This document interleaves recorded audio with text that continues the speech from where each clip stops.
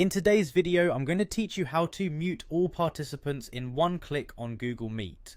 With remote work and virtual learning becoming more prevalent, mastering platform tools like Google Meet can enhance your productivity and streamline your meetings. Let's dive right into it.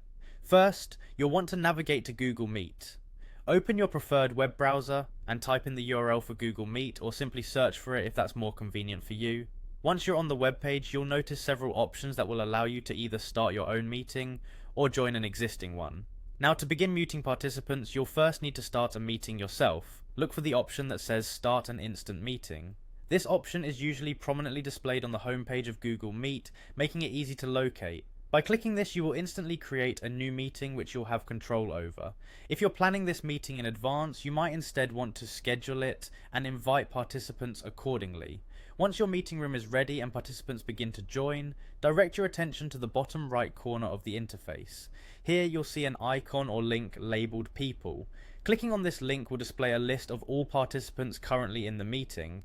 This section is essential because it gives you a comprehensive view of who is present and enables you to manage the meeting efficiently. Now here comes the crucial part, muting all participants. Within the People section, you're going to look for an option that says All Muted. Clicking this will automatically silence everyone in your meeting except you, the host. This can be particularly useful if you're delivering a presentation or need everyone's attention on you. Keep in mind though that while you can mute participants, only they can unmute themselves. Therefore, you'll want to inform attendees in advance if muting is part of the meeting protocol. And that's it. With just a few quick clicks, you've managed to mute all participants on Google Meet effortlessly. This feature can significantly minimize background noise and interruptions, thus providing a more professional and streamlined experience for everyone involved.